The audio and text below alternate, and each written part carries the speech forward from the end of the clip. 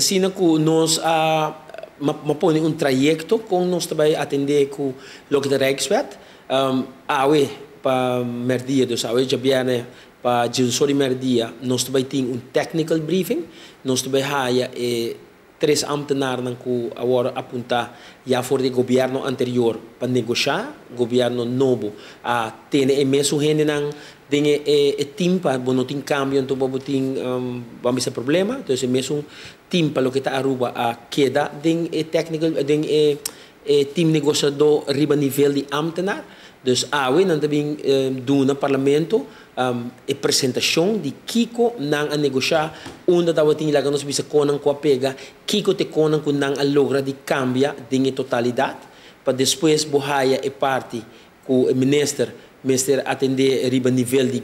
governo, dus de minister para minister de governo de Aruba para governo de Holanda, pero mirando que o governo de Holanda cai. Agora que não se pode tomar nota que tem um staatssecretário novo com a juramentar. Dus, agora que é parte aí me se toma lugar, então para agora nós há o ministro também do parlamento trobe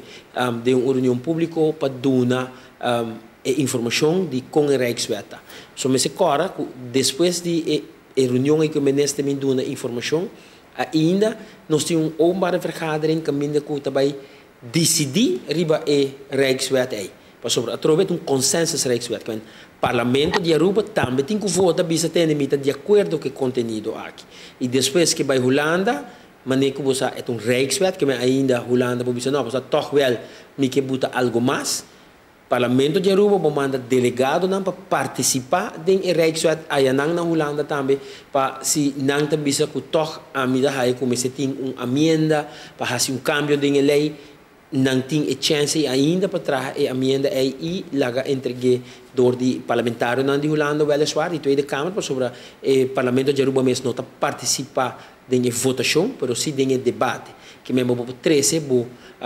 preocupação para o parlamentário não que tá da debate e que isso não que vai vota por ter em conta com o local que vota de land. E essa aqui a delegação aqui por word conformar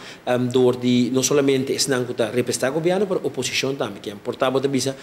oposição também se tem a Rijkswet que tinha não minota de acordo com ele, mita haya que falta ponto A, B, C, pero portanto uma maioria nós estamos hipoteticamente também se mita de acordo com ele, ainda não tem chance de vai o debate oficial na Holanda e não ainda lobby como por exemplo se nós tomamos exemplo fijo map da zusterpartij de P van de A dan de zusterpartij de D66 também que é importante não por lobby e parlamentário não de não zusterpartij não para entregar não emenda não para fazer cambio de